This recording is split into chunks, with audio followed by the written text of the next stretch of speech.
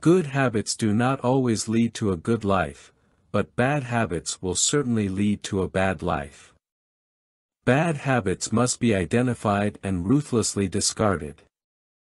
First we save on ourselves, then life saves on us. Heavy check mark. Modesty, politeness, and good-naturedness are qualities that are deeply extolled in novels, where they are also rewarded without going beyond book novels. In life, things are a bit different. For any unscrupulous person, modesty and good-naturedness are qualities that can be successfully exploited. Not all light qualities are equally useful, sometimes they are destructive. When next to a decent person is dishonest, using him, good qualities serve for the benefit of evil, remember this. Every good, well-mannered and modest person must deal with people in order not to let them manipulate him. But in order to sort out others, you must sort out yourself and ask the question, why do women so often economize on themselves and what do they get for it? No one will thank you for saving money on yourself. It's not just about material goods, of course. Women save on vacation time, try for everyone who is close to them at a loss to themselves, shrink their own desires for the sake of others. This is saving on their lives. People get used to it. When you need little, you get little.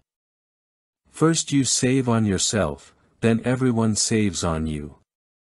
From such a life women get tired and disappointed.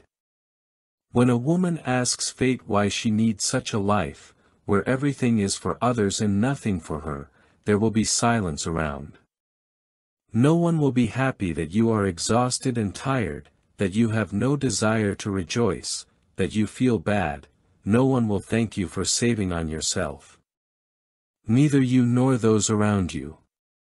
Bad habits lead to a bad life, heavy check mark. Good habits don't always lead to a good life, but bad habits always lead to a bad life. The habit of saving money on oneself appears with the appearance of a loved one, a significant other or children.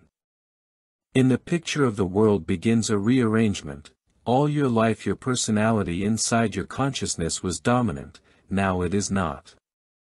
A mother loves her child so much that she is ready to sacrifice herself. A woman in love is ready to sacrifice her time, convenience, and personal goals, ambitions, just to be with the one she loves. Children get used to you sacrificing for them, and the beloved to you sacrificing for him. You have accustomed them to this life yourself. So what happens if a woman wants to reclaim her identity, to stop saving and forgetting about herself? Her loved ones, for whom she did it all for, would be angry. Yes, yes, no one will say, it was a wonderful time for us, thank you. Now it's our turn to save money for you. You will only be angry at you. Why did you take away what you always got as a given?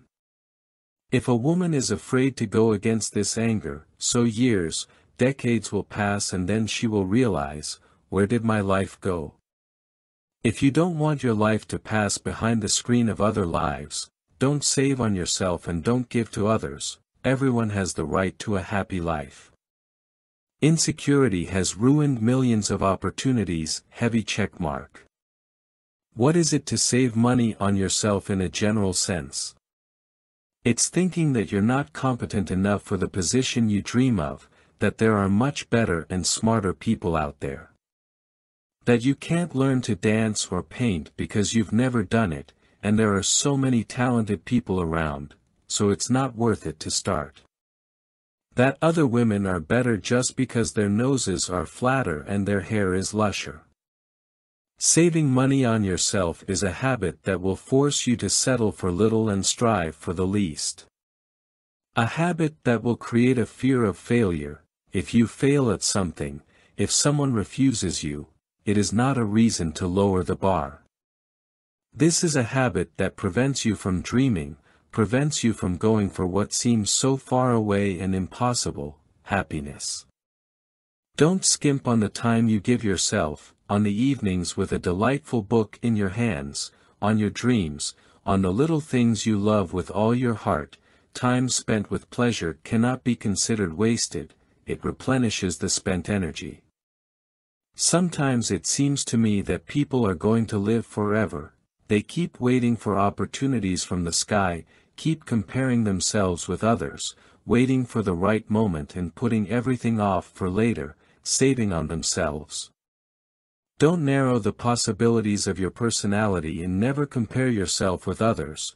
If I were to compare myself with other writers, I would start saving on the paper and ink I use, because I would consider myself not worthy of them.